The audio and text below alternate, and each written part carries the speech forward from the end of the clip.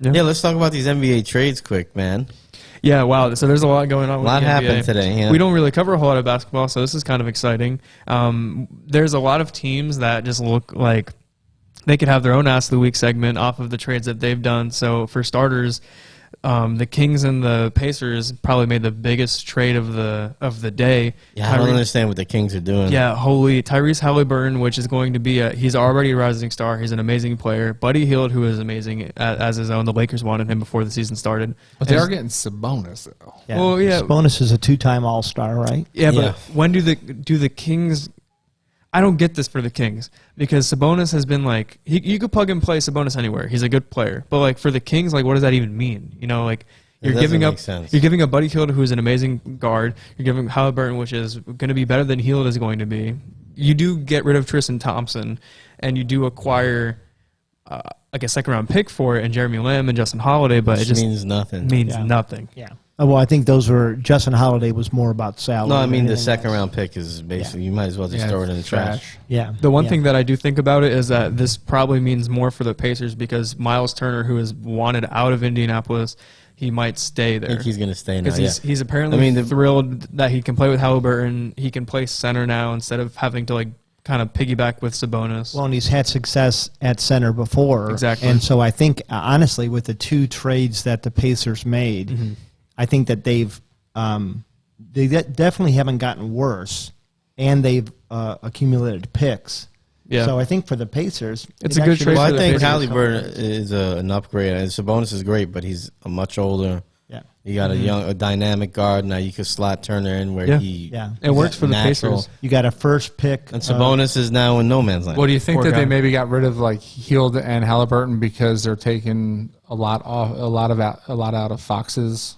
I mean, yes, opportunities because they got the kid. I think his name is also Donovan Mitchell. He just got drafted, I think, out of Baylor or something like that. He's been doing really well, and he's been playing backup behind Fox. So maybe, and I think maybe it's that. Buddy is 31, right? Yeah, he's a little bit older. He's a little bit on the older the Halliburton side. is the part that I don't understand. That blew up Twitter. Like, I think that was the part that doesn't make any sense to me. No. But I also like the fact I like what the Cavs did getting. So I can run off the details real quick for that one so you can continue. So Karis LeVert and a 2022 second-round pick went to Cleveland. Ricky Rubio, a lottery first-round pick for 2022, a 2022 second round, and a 2027 second round all went to the Pacers. Well, and this is where it gets really good. They got a number 1 pick. It's lottery protected, so it's probably going to be a late first round. It's got to be outside of the top 14, right? But the second round pick they got was the Houston pick, and Houston's one of the worst teams. So it's really could be argued that it's going to be almost the first round, late first round, early second round pick.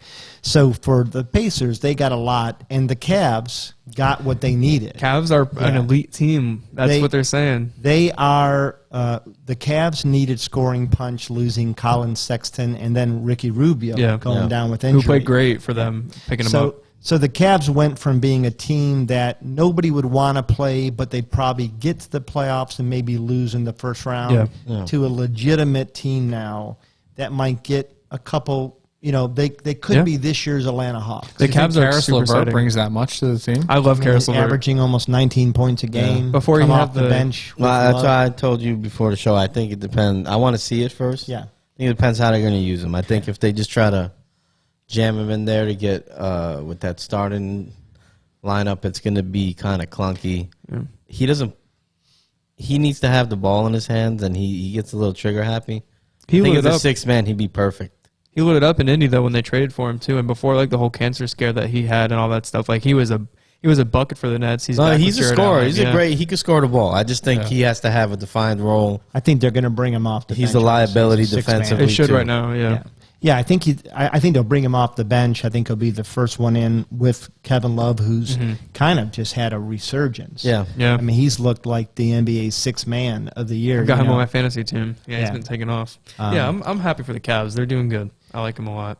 I'm happy of course, I'm a Cavs fan, but I'm happy just because I think, I love kind of that old school 3 7-footers. I just love seeing it. You don't see it. And Jared Allen's like a pure center. I bet you do. Big men. quality meat. I watched them play the Knicks the other night, and it was an overtime game. It was a really I didn't get to watch it. A great game. It was one of the more Barrett's enjoyable. coming into his own. I'm happy about that. Yeah, I've also got RJ him on my looked good. fantasy team. The next trade that we have is also surrounding yes and no. So C.J. McCollum, Larry Nance Jr., and Tony Snell go to New Orleans. They go to the Pelicans. Josh Hart, Thomas, not even going to say his last name because I don't know it, Nickeil Alexander-Walker, and a 2022 first-round pick, a future second-round pick, go to the Blazers. Yeah. So the Blazers are also a team that is getting exploited on Twitter for giving away all these players, especially McCollum, that Dame loves to play with, and then they quote-unquote are going to rebuild around Dame and try and use all these assets that they're trading for to get him a superstar. But like right now, it's not looking good for the Blazers. Hey, the clear winner in this trade is Damian. Like the clear winner, because now he either gets to choose who he wants to play with, and they've got tons of salary to sign. He has an excuse to leave. Or he has an excuse to leave. Yeah, that's true. Yeah. I like the trade for the Blazers. Think so? It hasn't worked with McCollum. They're not good enough together. Yeah. So, I try think something. I can respect the Blazers for saying going all in and saying, all right, when at the end of the season they're going to have about $60 million in cap. Depending on how it moves up or down. They got rid of $21 million. Yeah. And so they're going to be in position to land two big guys. And then, you got to try something to try to keep Dame around. And then for the Pelicans, they needed a scorer with Zion, sideline. And I think it's exactly what they needed. And I like the idea of Nance next to Zion, to be honest with you. Yeah. Like Nance is an underrated player. He does all the dirty stuff nobody wants to do. He's a role player, a good role player. Yeah. And speaking of sideline, this just in: Bradley Beal will now miss the remainder of the season. Oh, wow. Yikes! And they want to get rid of Dinwiddie too. Really? Apparently, yeah. He hasn't been great. What do you guys think about? Did you guys see that LeBron said that he's open to moving? Yes, to play with his son. I think we've known that for years. Yeah. I mean, I'm not surprised. But now it's kind of official, and he will be the number one pick. So he'd be. So you think Bronny will be number one pick? Do you want LeBron James on your team? I mean, maybe not a 40-year-old LeBron James. Right. I think you would. He's still playing pretty. He's still playing high level. Yeah. You draft him, and you're not the Kings, then you're probably getting LeBron James. So, I think he'd go wherever his son goes. At that point, you think any team? Yeah. What else is he out there? He's done everything he's wanted to do. Or LeBron just says, "Hey, trade Russell Westbrook and a few players to the Kings, and give me my son." Okay, yeah. If I'm Damian, I'm like, I want to go wherever Bronny and LeBron. Yeah, play, but you think he does such a drastic, I'm going to win in Oregon. I'm a grinder. This and that. To then going to play with LeBron James and his son. He's probably honestly. Of anybody in the NBA, he's probably my favorite player. Yeah. Because he's just... Who, LeBron James? No. No, I'm kidding. No, I mean, I like LeBron. I don't hate him. Do you? Yeah. I do. That is a huge question mark. Damian is just... He's a hard guy not to like. He just seems like he's... Yeah, I like Dame's probably my favorite player in the NBA. Doesn't complain. He just goes out there every day and plays hard. Doesn't talk bad about his city. Yeah, he's a hard guy not to like. Of NBA franchises, the only other hat I own other than the Cavaliers is Portland because of him. Oh, I thought it was because of Young Thug. That's a funny story. Okay. Before I ever heard of Young Thug, I worked in his restaurant. Did you? I go by the office, and he's listening to Young Thug in the office. Yeah. No shot. He tells me, "Come in here, listen to this." Like, wow, look at Rocky. I can neither confirm or deny that. You can't. I don't know what you're talking about. The last little thing about the NBA, and continue with the Blazers. So Eric Bledsoe, Justice Winslow, Keon Johnson, and a future second-round pick go to Oregon.